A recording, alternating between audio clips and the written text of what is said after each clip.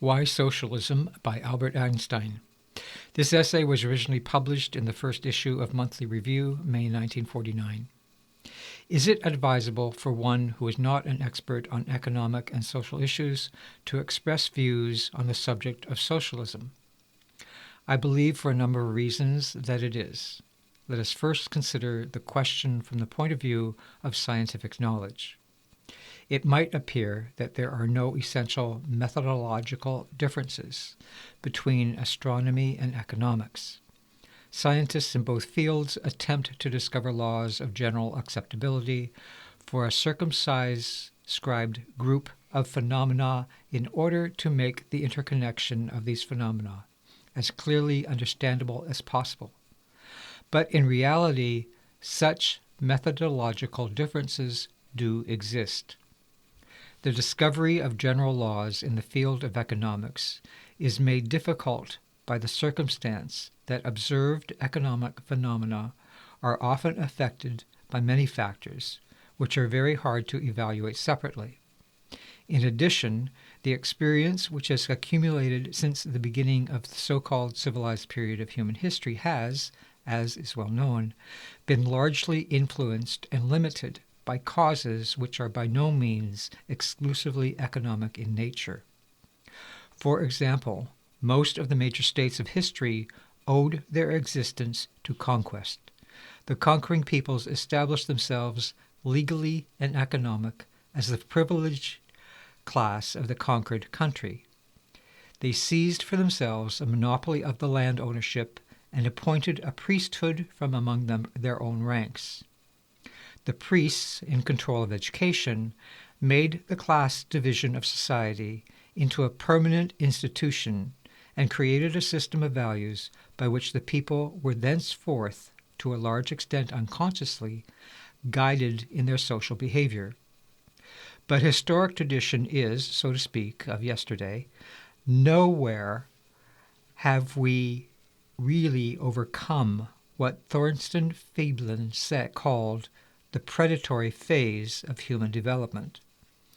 The observable economic facts belong to that phase, and even such laws as we can derive from them are not applicable to other phases. Since the real purpose of socialism is precisely to overcome and advance beyond the predatory phase of human development, economic science, in its present state, can throw little light on the socialist society of the future. Second, socialism is directly towards a social, ethical end. Science, however, cannot create ends, and even less instill them in human beings.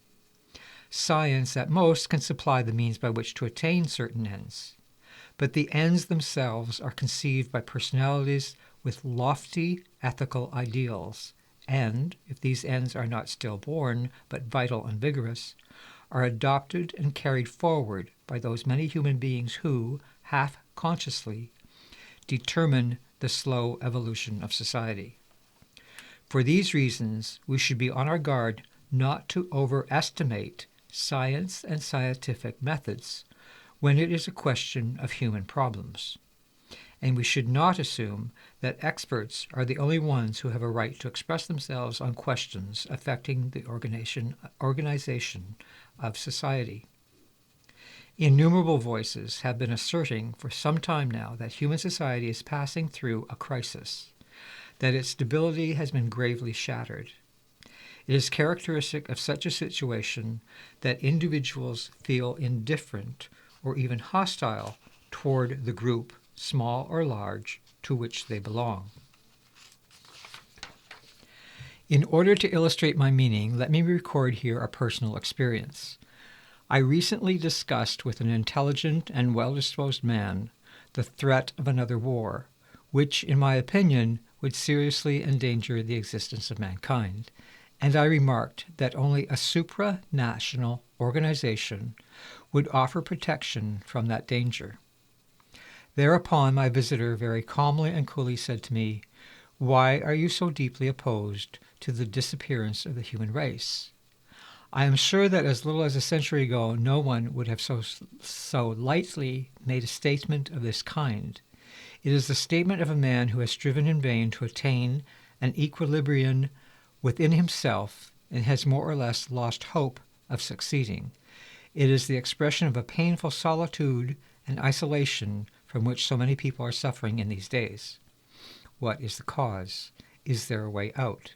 It is easy to raise such questions, but difficult to answer them with any degree of assurance. I must try, however, as best I can, although I am very conscious of the fact that our feelings and strivings are often contradictory and obscure, and they cannot be expressed in easy and simple formulas.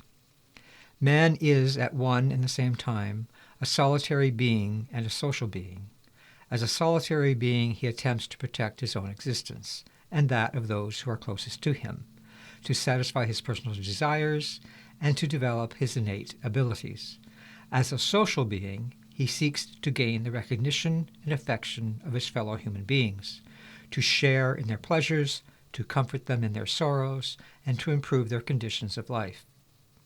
Only the existence of these varied, frequently conflicting strivings accounts for the special character of a man, and their specific combination determines the extent to which an individual can achieve an equal equilibrium and can contribute to the well-being of society.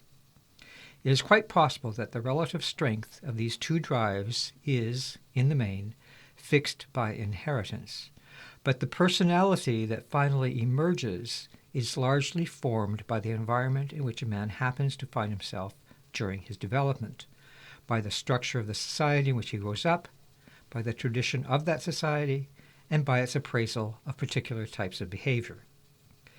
The abstract concept society means to the individual human being the sum total of his direct and indirect relations to his contemporaries and to all the people of earlier generations.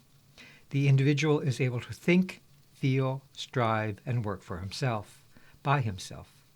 But he depends so much upon society in his physical, intellectual, and emotional existence that it is impossible to think of him or to understand him outside the framework of society. It is society which provides man with food, clothing, a home, the tools of work, language, the forms of thought, and most of the content of thought. His life is made possible through the labor and the accomplishments of the many millions, past and present, who are all hidden behind the small word society.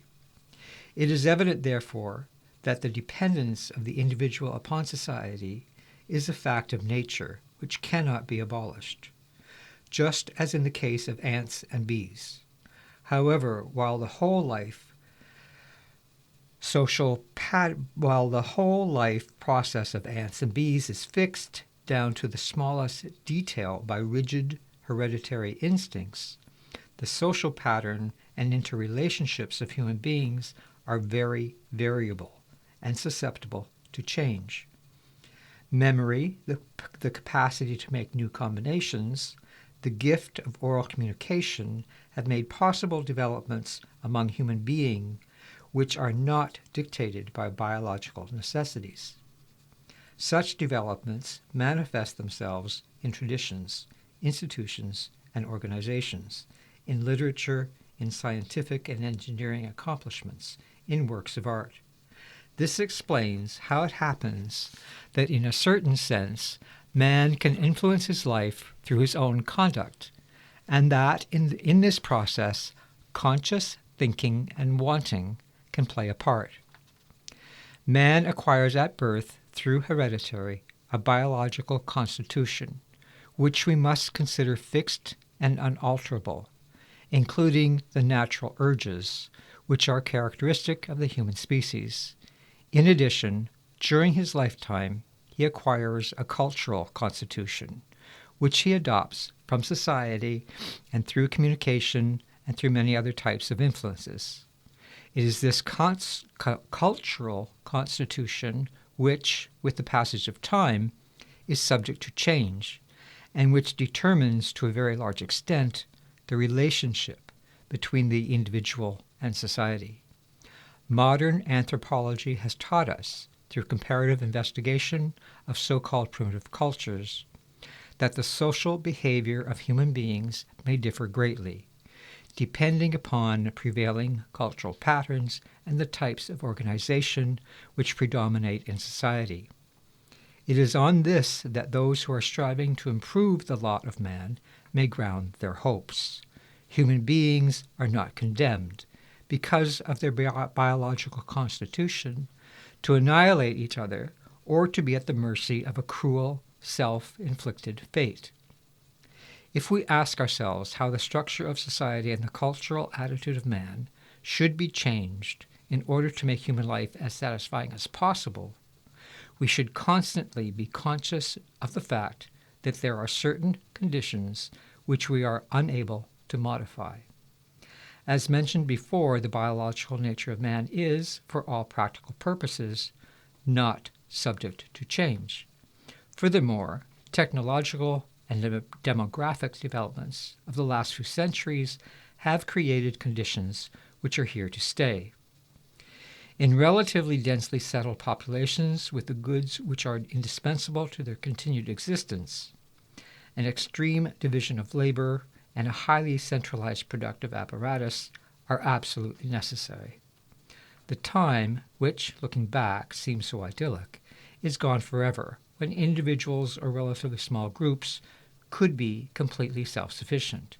It is only a slight exaggeration to say that mankind constitutes, even now, a planetary community of production and consumption.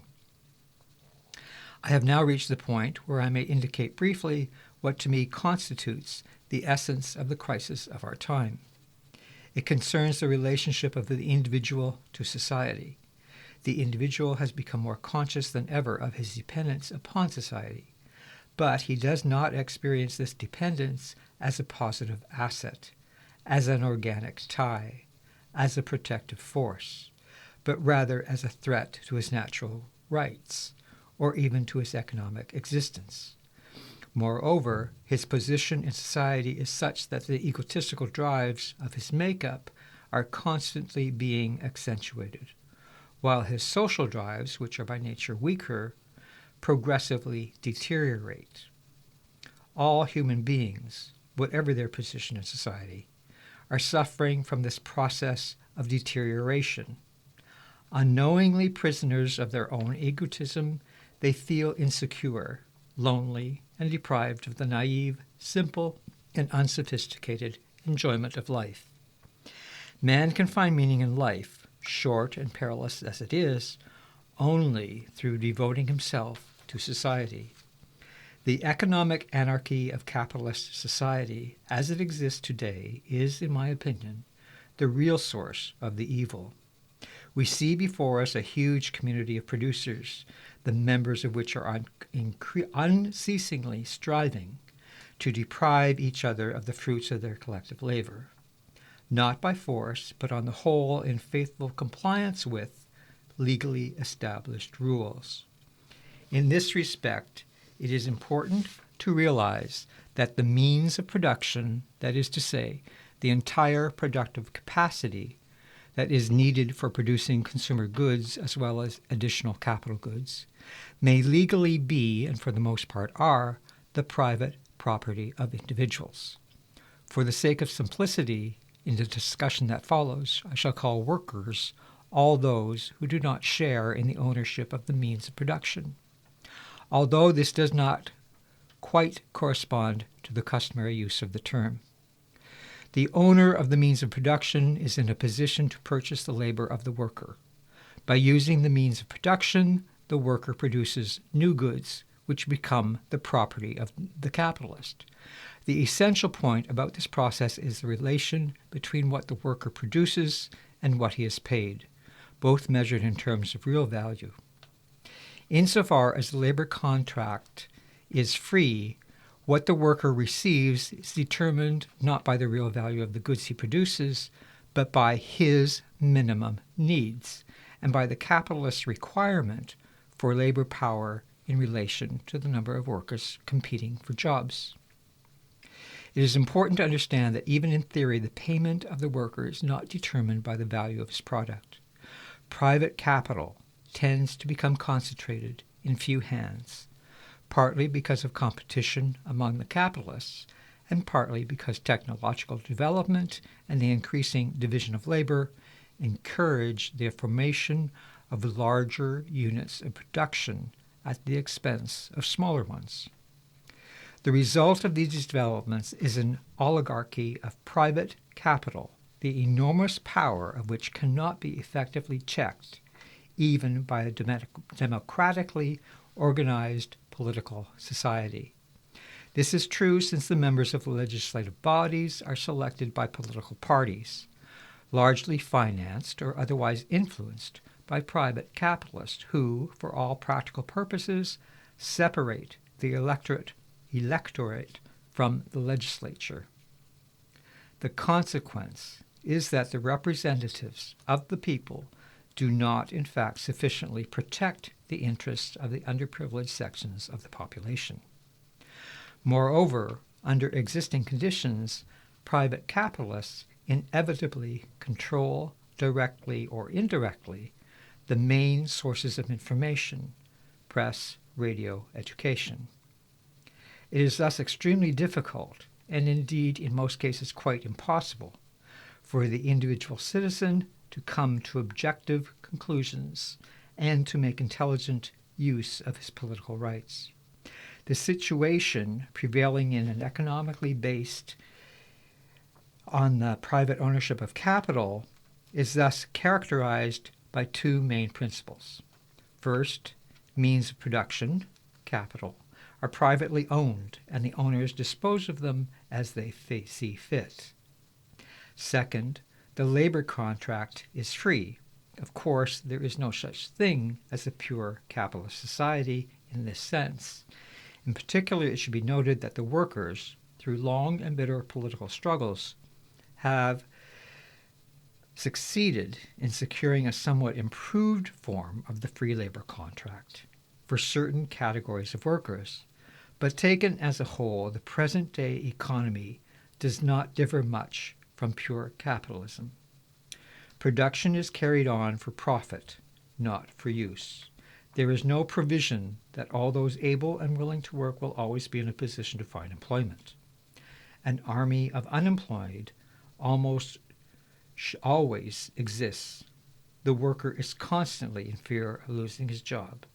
Since unemployed and poorly paid workers do not provide a profitable market, the production of consumers' goods is restricted, and great hardship is the consequence. Technological progress frequently results in more unemployment rather than in an easing of the burden of work for all. The profit motive, in conjunction with competition among capitalists, is responsible for an instability in the accumulation and utilization of capital, which leads to increasingly severe depressions. Unlimited competition leads to a huge waste of labor, and to that crippling of the social consciousness of individuals, which I mentioned before. This crippling of individuals I consider the worst evil of capitalism. Our whole educational system suffers from this evil. An exaggerated, competitive attitude is inculcated into the student, who is trained to worship acquisitive success as a preparation for his future career. I am convinced there is only one way to eliminate these grave evils, namely through the establishment of a socialist economy, accompanied by an educational system which would be oriented towards social goals. In such an economy, the means of production are owned by society itself and are utilized in a planned fashion.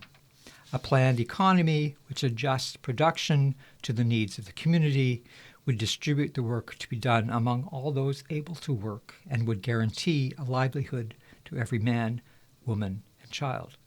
The education of the individual, in addition to promoting his own innate abilities, would attempt to develop in him a sense of responsibility for his fellow men in place of the glorification of power and success in our present society. Nevertheless, it is necessary to remember that a planned economy is not yet socialism. A planned economy, as such, may be accompanied by the complete enslavement of the individual. The achievement of socialism requires the solution of some extremely difficult socio-political problems. How is it possible, in view of the far-reaching centralization of political and economic power, to prevent bureaucracy from becoming all-powerful and overweening? How can the rights of the individual be protected, and therewith a democratic counterweight to the power of bureaucracy be assured? Clarity about the aims and problems of socialism is of greatest significance in our age of transition, since under present circumstances, free and unhindered discussion of these problems has come under a powerful taboo. I consider the foundation of this magazine to be an important public service.